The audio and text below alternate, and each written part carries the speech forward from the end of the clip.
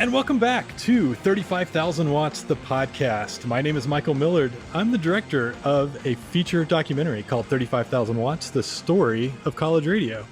It is a documentary about, believe it or not, college radio. And it is available for download right now at 35000watts.com.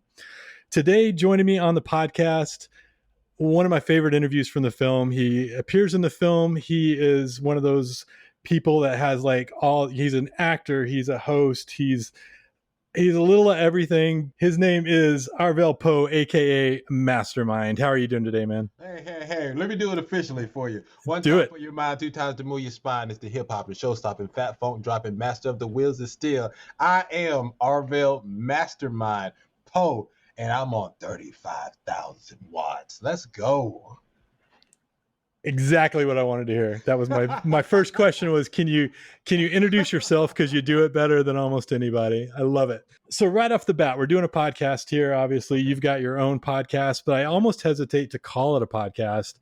It's so much more than that. When I was on it, I had the most fun. And I don't want to, I've enjoyed all the interviews that I've done on other podcasts. I mean, don't get me wrong. They're all fun for different reasons, but you are doing something totally different. Tell me about your decision to do a podcast and to kind of make it more like it's like a late night show. It's like a game show a little bit. Like, tell me about what made you decide to kind of expand your podcast out a little bit. So first of all, I appreciate that love. That really means a lot to me, because it is definitely a labor of love. The indie show, All Things Indie, I like to say it's your new favorite podcast that's secretly a late night talk show. Back during the pandemic, I was just thinking about what did I want to do to use that time during the pandemic. And I missed being in radio. So I was like, what's the best way for me to do radio and not independent radio? And everyone and their mom was talking about podcasts. And I never really sat down and listened to a podcast. I knew what the concept was. So I started looking around, see what everyone was doing. Everyone was sitting around just talking. And that's not me. I would engage in a conversation, but I am not talkative. I'm a bit, it's weird. I'm being an actor and a radio personality, but I'm a bit of an introvert. So I would sit back and listen to people more than I would lead the conversation and everything. So I looked at this podcast as like a radio show almost. I was just like, okay, what would I do if I was to do this? And so I slowly, I think over 6 months, it was just going over in my head how I would the format of the show, what segments, because it had to be segments, and how I wanted to do everything. And then once I came up with the perfect idea in my head, I reached out to a friend of mine who I used to do internet radio with. And he had moved on and moved to Baltimore, and he turned the internet radio station in almost to like a TV. He was like, everyone is going visual, because I was about to do radio. He was just, no, we're doing visual. I was like, oh man, I got to be back on camera again. All right, cool. And so I told him my idea. He sat and thought about it. And he, as my executive producer, started coming up with all the images for my transitions and everything. And once I started seeing the stuff come together, I was like, yo, we got something. And I started handpicking the people that I want to do the show with, because I was like, I don't know if I want to really do this. So I had a beginning and an end. I'm going to do this a season. I'm going to do this for about 3 months, about 12, 13 episodes, all right? If I like it, I'm going to continue to do it. If not, at least I said I did a podcast and we have a complete series. That's the model. Every 3 months is a season, and I look forward to every season. Right now we're on season 9, and I'm having way more fun. I have PR people sending me independent artists to be on my show. I didn't even explain my show. So what we do is we spotlight entrepreneurs and showcase independent artists. So I build my whole show around one person. And for about 90 minutes, I am interviewing them in secret with random games and segments. And then I have a segment called One-on-One with whoever my guest is, and where I really do the deep dive with the interview. And then I have a segment called Mastermind Games where we play games because it disarms people. People love games. They like to have fun. I'm still learning about that person, but we get to see them relaxed as being themselves. And then we bring it all home with the last word, and that person gets to say what they want to say for the last time, and we just end the show there. That's what I was going to say is you really get to know somebody better, I think, in your format, because it does, like, it takes them out of that interview mode where it's question, answer. I'm in PR mode. I'm going to say my piece, and maybe I'm going to say the same thing I said on the other podcast that I did last week. You can't do that on your show because you're asking trivia questions. You're like, you're getting people out of their comfort zone a little bit, but I mean, I never felt uncomfortable, but I was in new territory in terms of what we were talking about. If I remember right, like we also had like artists that were sending in stuff that we were listening to and like saying who we liked and what we liked about it. Like, so I got to hear these brand new artists who probably, were getting their shot kind of on your show, and we got to weigh in on it. I mean, it was so much fun. And, so I'm curious, do you have a favorite segment that you look forward to, like the one that you really think kind of makes the show, or is it hard to pick? I do. So the audience loves, we'll be the judge of that. And that's what you were talking about when we have 3 artists and they get a mini interview and then they introduce their song or their music video. After everyone has seen all 3 artists, then the audience gets to vote for their favorite artist. And if an artist wins 3 weeks in a row, they get to be in the hot seat. They get their own episode based upon them. So they become a featured guest. And then now we're doing mixtapes. So if a person wins, their song is definitely on our mixtape. I love that. That's a great way to highlight new artists, and it's a great way as a listener to find new artists, is to pop on a mixtape. Like, it's a great, just like you kind of get this mix of stuff. And the whole idea of being a DJ is to kind of curate music for people, right? Like your job, one of your biggest jobs is to go and find really great stuff out of this giant world of music that's out there. And then you have people that start to trust you, right? Like they come to you because they know this guy knows music. This guy knows what I like. So now I'm going to want to listen to him. Is that kind of fulfilling when you get that feedback? Yes, it is super fulfilling. I really love it when people reach out to me and they want to be on the show. Or I have people, this goes back to when I was doing internet radio as well. They will get on the show not knowing what to expect. Like, I would always give somebody a link. Hey, check out my show. Make sure that you understand what you're getting yourself into. They never do. They get on the show, and as they're part of it, when they start seeing my transitions and all the special effects and everything that we do, I see this smile come across their face like, yo, I like this. Is perfect. Oh my goodness. And when it's over, that's like, I really enjoyed myself. That was so much time flew by, and I didn't know what to expect, but I love it. I used to get that all the time when I was doing the radio show with my wife, and now I'm getting it again with the podcast. And so it makes me really happy to get those type of responses. So I am proud. I've met a lot of people, became close with a bunch of artists who really respect what I'm doing, and just every time they give me shout outs and talking about, you guys are doing a great job for the for the independent community, I'm proud. It's the Indie Show. It's on all the podcast places that you would go, Apple Podcasts, Spotify. We'll plug it again at the end of the show. Now it's time to go back in time. We're going to rewind now. All right. So we talked about, I personally think you're a natural on the mic. It seems like you were kind of born with this ability.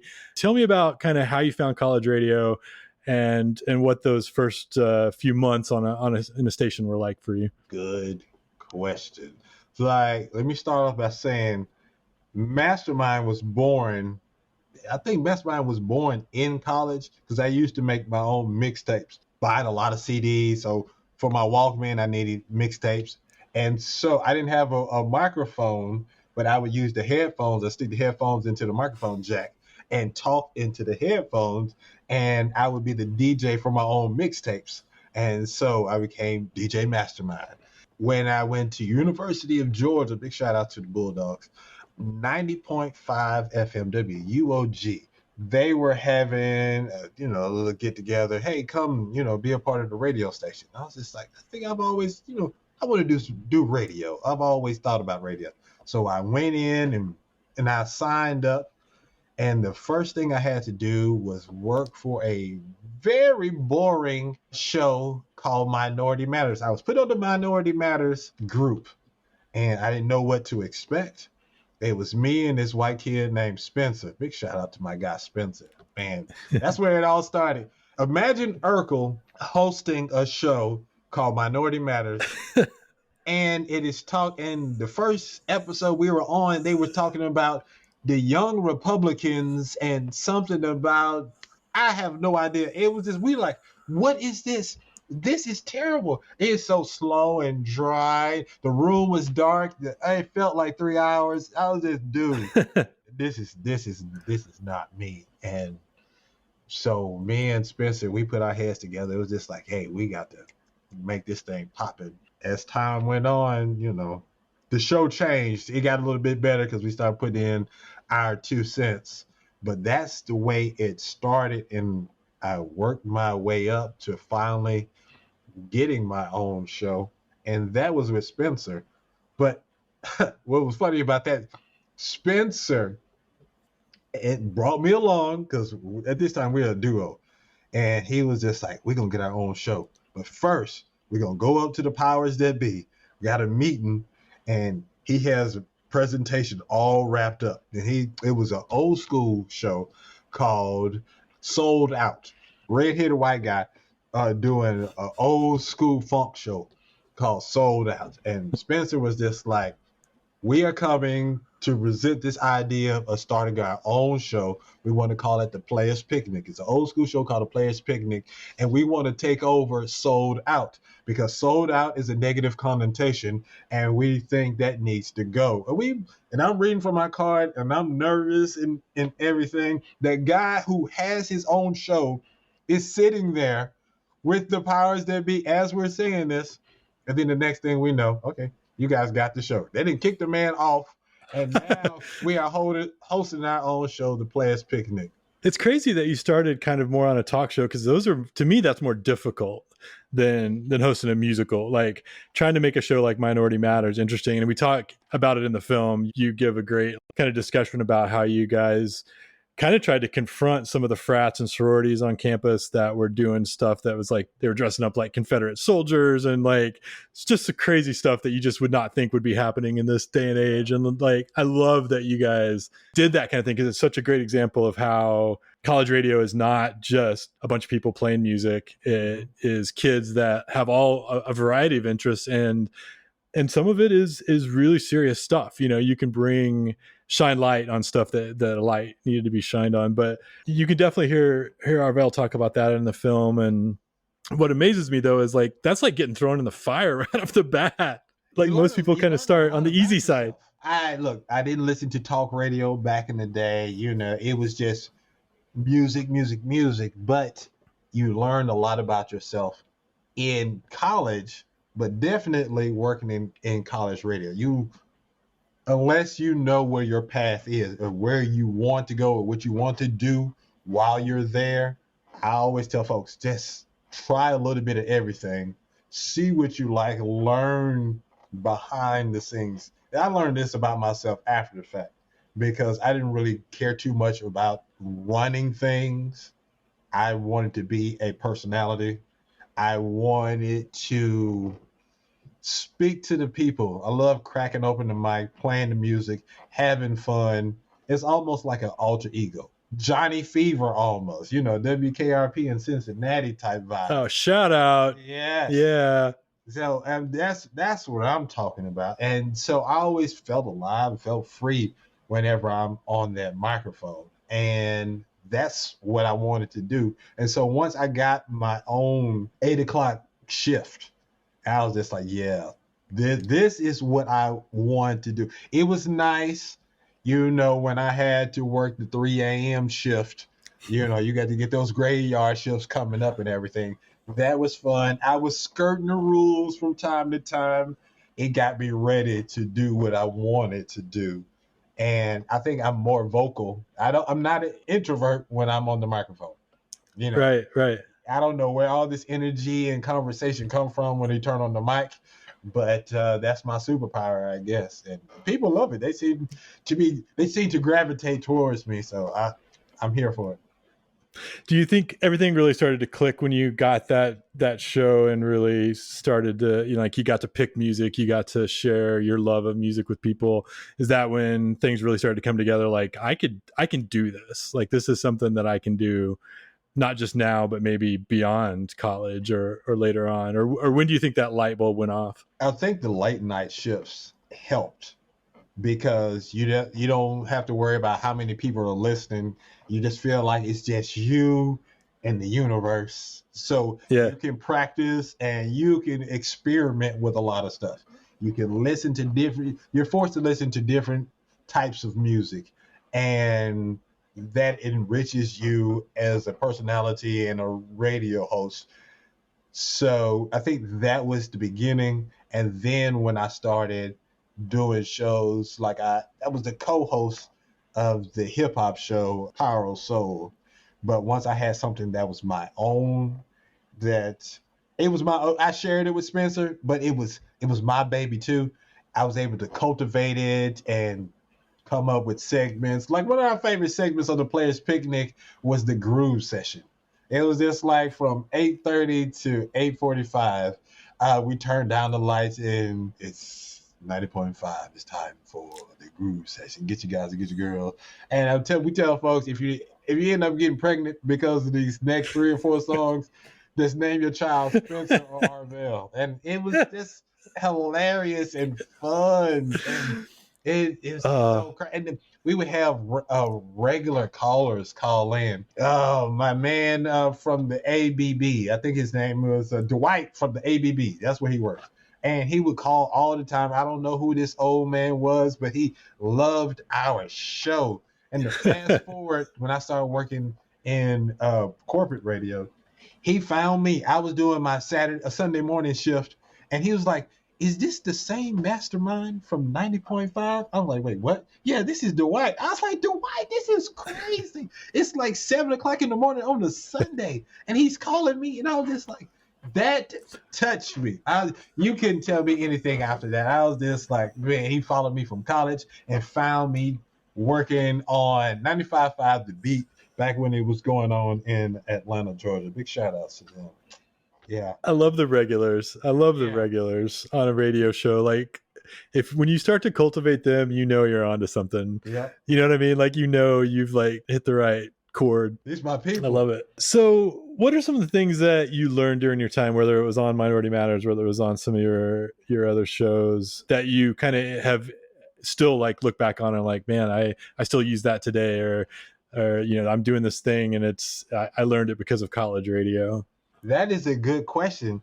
And I don't know how to answer that question, because in college was the wild, wild west to me. Yes, there were rules, but I was an outlaw, man. I did what I thought was right, what felt good to me. I learned to listen to my heart, to my creative energies and everything. I know I was wrong sometimes. Once I changed the name of a radio show that I did. Like I was hosting, I eventually took over the talk show Minority Matters.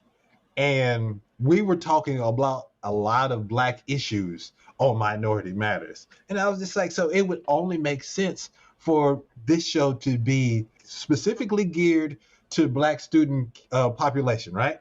And so I decided on this day, I found me a new team. There was some intelligent Black people that was on campus, some of the coolest people on campus, and they was rocking with me. And I was just like, okay, we're going to do our show.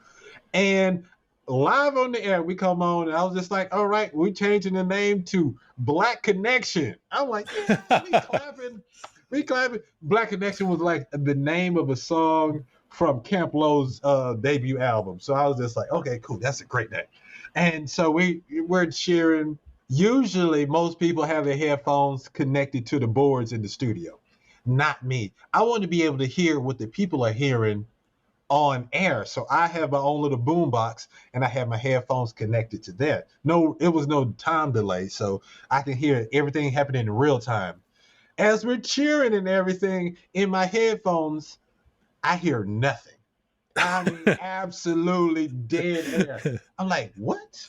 And then, like a second later, they kick in the door. It is the big guys, the bosses. They were just like, no, this is no.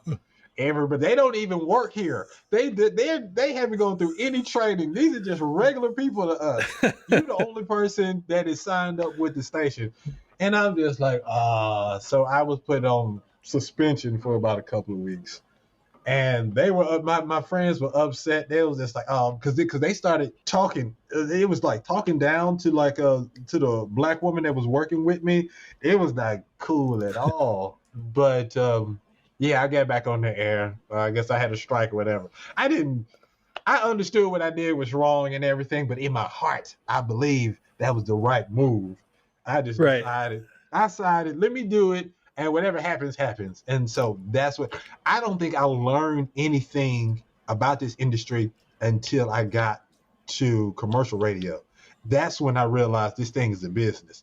Look, I love radio to death. I mean, I have so much fun. I don't really look at it as a job. So when I was on commercial radio, I started learning, this is not a game. This is for real. And so that's when I learned about the business. But before then, it was the Wild West. And I'm just going out there I'm shooting first, asking questions later, and cultivating the following, I guess. Which is perfect for college radio. I mean, that's what college radio is for. And that's what when I ask people this question, I don't think anyone ever says, oh, well, I learned how to run a board, or I learned how to use a mic. Like they don't say that. They say like, I learned how to express myself. Yeah. I learned how to communicate. I learned how to follow my heart and like get excited about something that I created. That's what I love about college radio. I mean, yeah, you're learning the basics of it, but like, it's bigger than that. It's more than that. Like you're tapping into something that you probably as an 18, 19, 20-year-old haven't tapped into before. Like it might be your first time having those kind of opportunities. So I love that answer, because it's not, I learned what this knob does. Nope. I learned what this button does. That's like tangential to what college radio is about, I smile every time I think about college radio. Dude, like, if I can help it, I go back for our anniversary at 90.5 every year. It was getting to the point. My wife and I's anniversary will be around the same time as the anniversary for the station. So she was like, hey, so this has got to give. So like, so at times then they shifted the time. So I was just like, all right, cool. So we don't have to go to Athens for our anniversary this year. It was fun to be there. So when we did the shoot, we actually went, during the 50th anniversary for WUOG. So that was why we were able to get a hold of so many different people for the film. And I remember, this actually leads right into my next question. I remember you actually got to go and visit with some of the current students while you were there. I think you probably do that when you're at the back. What do you feel about like the current situation at say WUOG or just college radio in general? I mean, do you feel like it's changed a lot? Do you think the kids are still getting the same kind of experience that you got when you were there? I don't have a great perspective on that, so I'm curious just kind of what your feelings are about it. I love the kids' excitement. It was great. It was great talking to the kids. And like when I tell them that the artist Danger Mouse was at 90.5, and I just break down how he used to host the hip hop show and then renamed it the Halftime Hip Hop Show.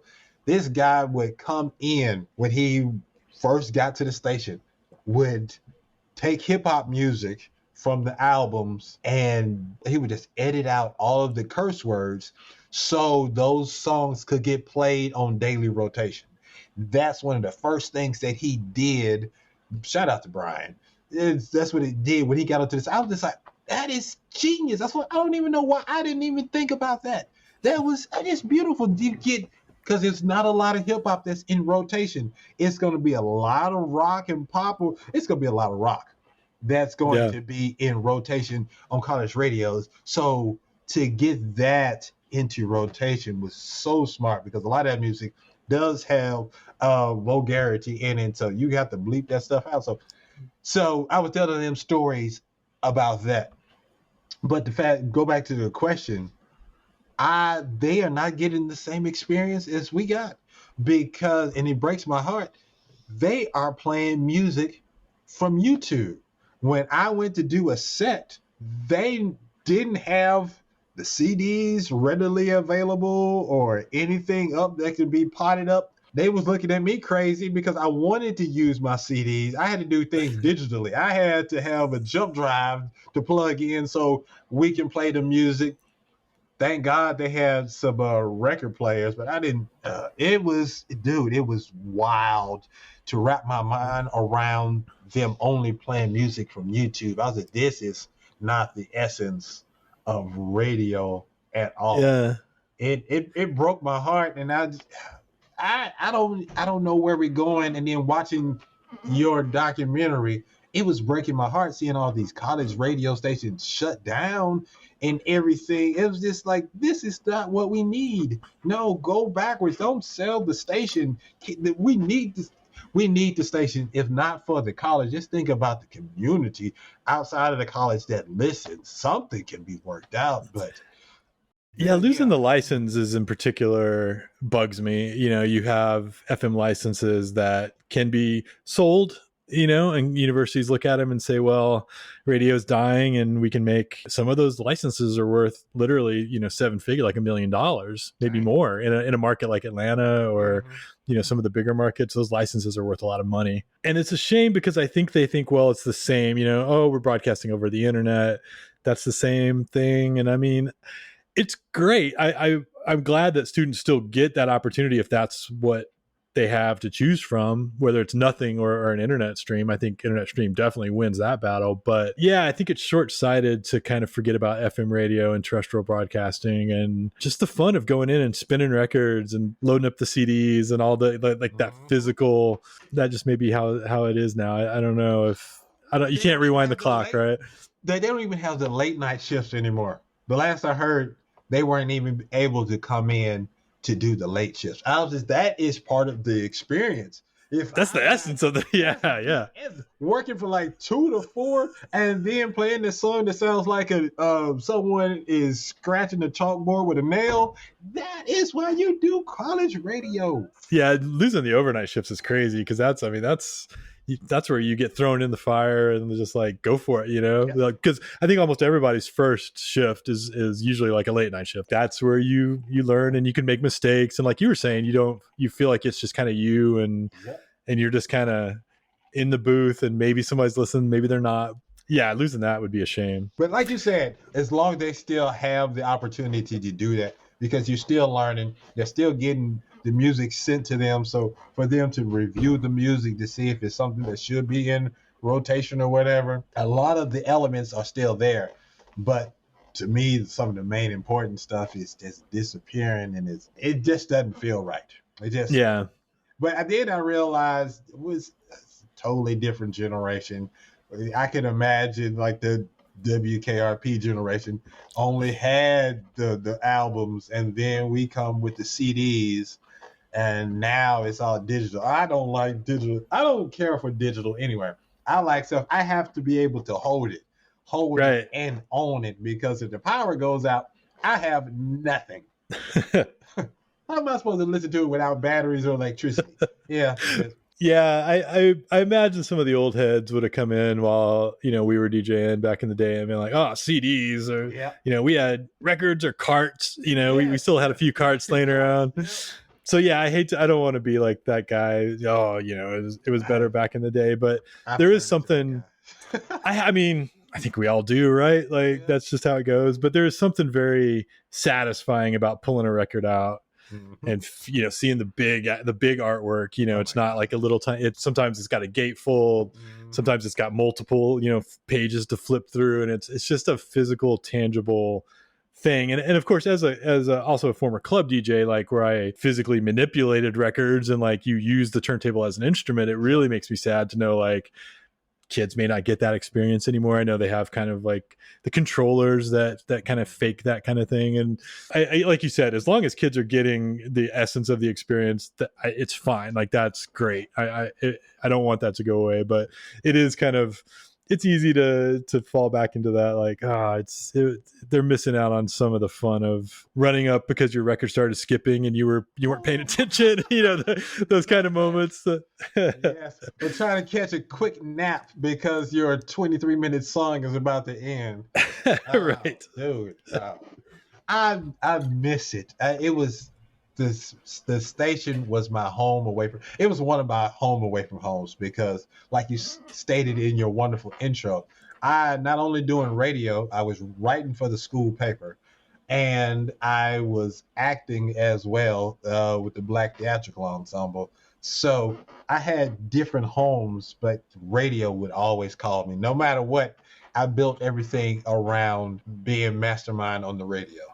So we talked a little bit about the film, 35,000 Watts, the story of college radio, available for download right now at 35,000watts.com. You got it, people. You got it. You've seen the film. You're in the film. I'm curious, how did you feel watching it? Was it nostalgic? Was it sad? Was it exciting? So I got sent the screener ahead of time, and so me and my wife, we didn't know what to expect. My wife loves documentaries. And so you never know what you're going to get when you're watching a documentary with the level of professionalism, all right? Sometimes it looks good, the lighting is great, and sometimes it's dim and you're using, and it's looking like an old VHS tape. So we didn't know what to expect. So I'm sitting on the couch getting comfortable. We fire that thing up, and immediately when it starts off, you're heading down the road and everything, we look at each other. Yo, this looks good. I mean, just the presentation, it was just like, okay, I'm ready for this. Oh, we sit up. It was like, okay, man. And as it's going on, it is shot beautifully. That was drawing me in. I was looking at it with a directorial eye at that point. I was just like, I love the shots that were used in this film, and everybody came off naturally. And whenever you see yourself on film, you're always critical, and you're like, oh man, I wish I would have set up or did this or whatever. But overall, I truly enjoyed this film. And once I found out when it was coming to Athens, we made it. It was a family trip. We all went to Athens to watch it, and it was good seeing some of the old heads that I never met before. So the people that were there, they really loved it. Seeing it on the big screen was kind of cool. And I am very happy that I was a part of it. That was my first documentary. All right. So I've done some indie movies, I've done some big screen movies, but to be in a documentary, I can check that off my list. All the materials, like old tapes and audio, I was like, yo, this is legit. Everyone needs to see this, because I don't think everyone understands how important and crucial college radio is. But the people who've done college radio, when they see it, I know they have to have memories of back in the day when they were on air and have to share with other people that was on the radio. Because I had to tell people, hey, you need to see this. Every time I meet someone that's done college radio, I let them know about this, because this is something important that you did. I don't, you maybe thought it was fun idea. No one's really in this lane, but I appreciate you showing love to all of us college radio alumni. Thanks for the kind word. I mean, I really appreciate it. It was a labor of love for sure. Everybody that participated was fantastic, and that made it better than it would have been otherwise.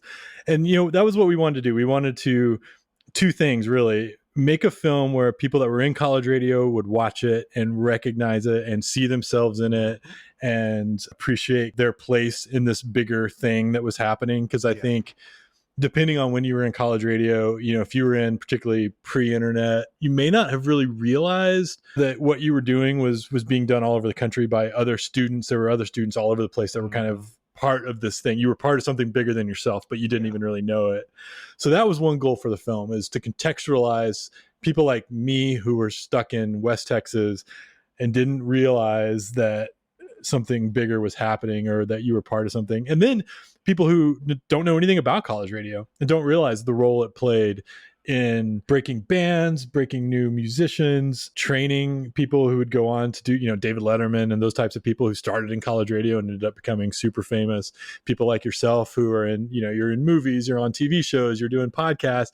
It started with college radio. That was like that initial outlet that gave people their entry into that world. And so that was what we were aiming for. And, you never know if you hit the mark or not, but I appreciate it. You were great. And you have the mic drop moment in the film.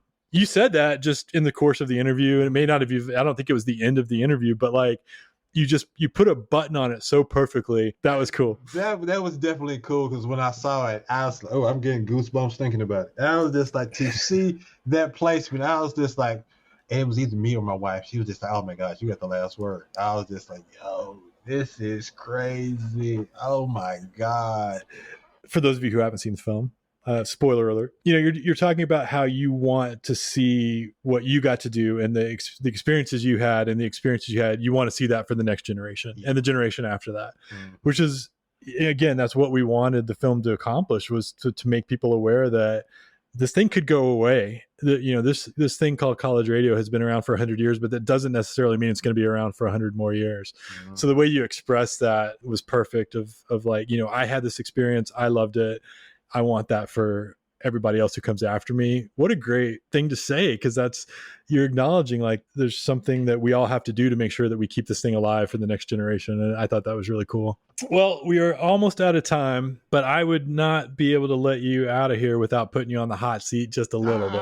There we go. Because I was on your show. I had to answer some music trivia. I was really nervous because I wanted to do well. And your show is kind of live. So like there was no me getting edited out. Like if I was an idiot, I was going to be an idiot for everybody listening. And so this is 5 trivia questions, and it is about Georgia musicians and Georgia artists. So I tried to kind of bring it home a little bit. We're mostly in the hip hop R&B world, but a little bit outside of that because I didn't want to make it too easy on you. So let's see how it goes. All right. Question number 1. Here we go. What Atlanta-based hip-hop duo had a smash number 1 hit in 1993 with Jump? That is, did I wear my clothes backwards? That's Criss Cross. But I was just like, did I wear my clothes backwards? No, I didn't get that far though. Criss Cross. You didn't go. That final answer is Criss Cross. That is correct. Have you ever tried to put your pants on backwards? That is not comfortable at all. I don't know how they did it. I don't know why they did it, but it was unique. They stuck out. The little kids could rap. It's a number one Billboard hit for those kids. Like, shout out to them. And Jermaine Dupri just found them walking around the mall. They already had a huge following, and he was just like, "What do y'all do?" And it was just like, "We just do us. We just us." So he was like, "Man, I'm gonna take these kids who already have some type of fame and make them rappers," and that's what he did. He did, yeah. Question number 2. All right, we're going a little bit further afield this time. Which country music star born in Noonan, Georgia, has sold over 75 million records and is known for his blend of traditional country with modern pop influences? Wow. Someone from Noonan, Georgia. I think he had a song called Chasing That Neon Rainbow, maybe? Oh, yeah. No. I'll take the strike. I don't know this one. That was Alan Jackson. Alan Jackson from Noonan, Georgia. Yeah. I wasn't going to get that one. I had to give you one that was tough. I think I think Alan Jackson when it comes, but he's big, but I don't even think about Alan Jackson. Okay. Apparently from Georgia. Yeah, I didn't know that. All right, number 3. Which influential musician, singer, and songwriter from Macon was known as the Georgia Peach? This is old school. This goes back. So this goes back. I knew Macon was going to come up. Georgia, don't be wrong. I'm about to be wrong. I'm just saying Otis Redding. Oh, that's a good guess. Now, the Georgia Peach was Little Richard. Oh, what? Yeah. I didn't know that nickname. No, I don't. No, that is a good one. I did not know that one. See, I'm learning something else from you. Let's go. Yeah, and I should say I only knew the answer to like 2 of these myself, so it's not really fair for me to pretend like I know what I'm talking about here. I did not know. All right, this one's right up your alley. I know for a fact you have interviewed these guys. I know they're your favorite band, favorite duo or rap act, if I'm not mistaken. We're talking about Outkast. And before the question, so we should quickly mention you did get to interview Outkast. It was, I believe, one of the highlights of your. How did that come about? This is my whole essence. I became who I am because one day I just said I want to be Outkast. I put that out into the atmosphere, right? I'm working for the newspaper, the Red and Black. One day I just get a message, hey, Outkast is coming to perform. Can we get you to interview? What? Yes.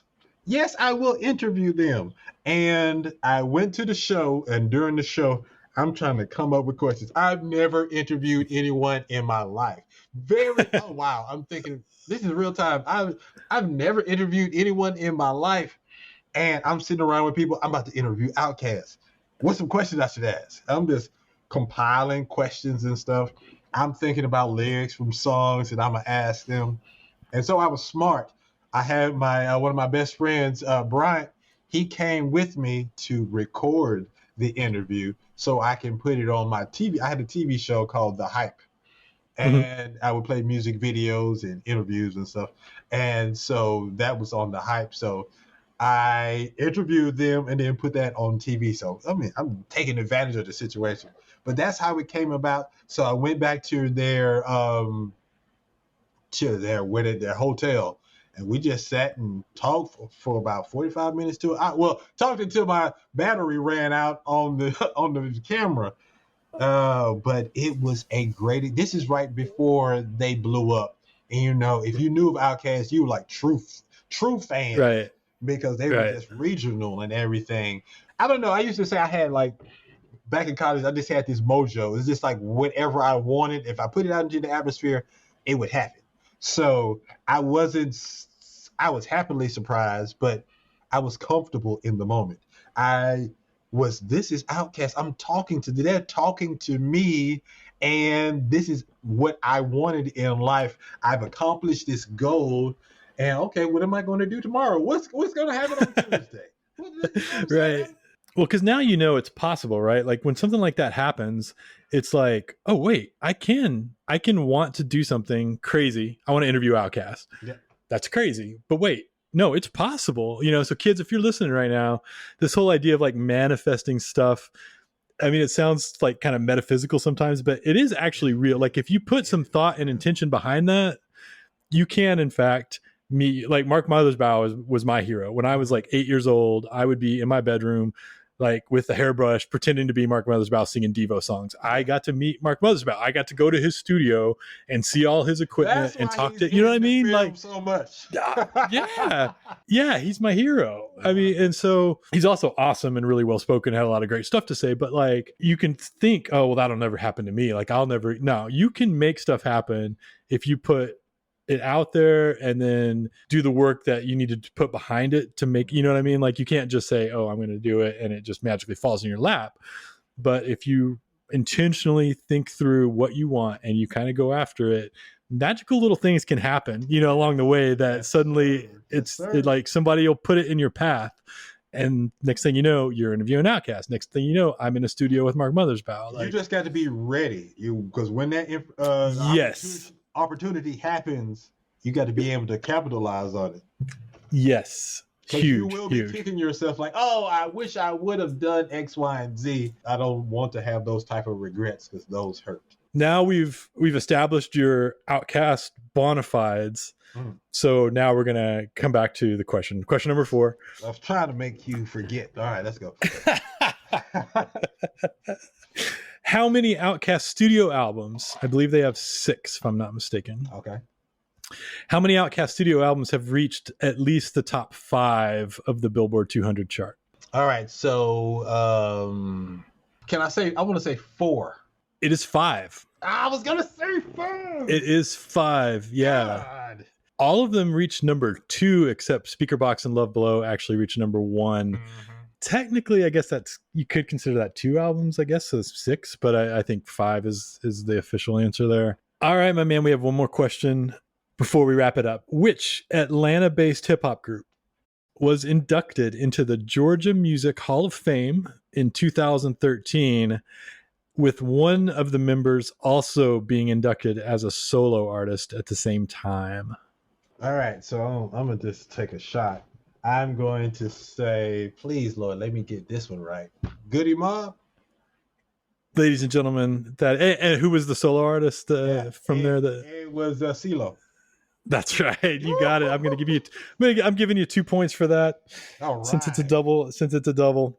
Yes. I think you nailed the Georgia questions for the most part. The Georgia Peach got me. Yeah, Georgia Peach got me too. I would not have said Little Richard. Like if you'd asked me that question, I don't think I would have said Little Richard. I never would have got the Alan Jackson one, even though I DJ'd even at a country bar for a while. So like I'm pretty familiar with country music from the 90s. But I did not know he was from Georgia. So yeah, I would have missed those two. I would have got Crisscross. I don't think I would have got the Outkast one because I didn't realize how well those albums did. I sometimes I think of Outkast as being still kind of underground, but I mean they weren't. They were huge. They were huge. Like to have an album hit that hard. And the Goody Mob answer was fantastic. I would have totally biffed that one. So I love me some Organized Noise. Just that whole collective. Dungeon Family, Organized Noise. It's in my soul now. And so anything Outkast or Dungeon Family related, I got to check it out. Ladies and gentlemen, Arvell Mastermind Poe has been with us on the 35,000 Watts podcast. Where can people find you?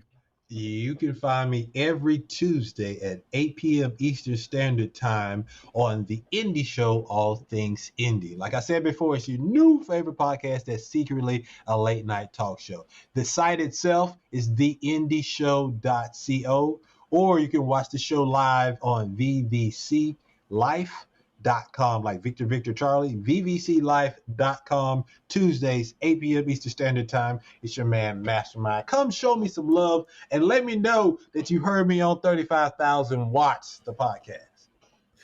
Folks, check it out. This is not just like a standard plug. This is a really fun show to listen to. It is not your standard podcast. It's a lot more than that. Great guests, great segments. It like moves along fast. You'll listen to it for 90 minutes and it'll feel like 15 minutes went by and all of a sudden you'll be like, oh man, that was like a 90-minute show. It's that much fun. Go check it out. There's a movie out. It's called 35,000 Watts, The Story of College Radio. You can find it right now at 35000watts.com. It is about college radio. It is a feature documentary, and I think you might enjoy it. We're also on socials. You can find us on Instagram. You can find us on Facebook. We may even dip our toe into TikTok. We're thinking about it. I don't know. We're all old people here, but maybe. We'll see. But you can see us there. You can go to the website, 35000watts.com, and give us some feedback. What do you want to hear us talk about? What did we mess up? What, we need you to tell us what you want to hear. We'll probably do it. That's just the kind of people we are. Thanks for tuning in. Thanks to my guest, Arvell Mastermind Poe, and we will catch you next time on 35,000 Watts, the podcast.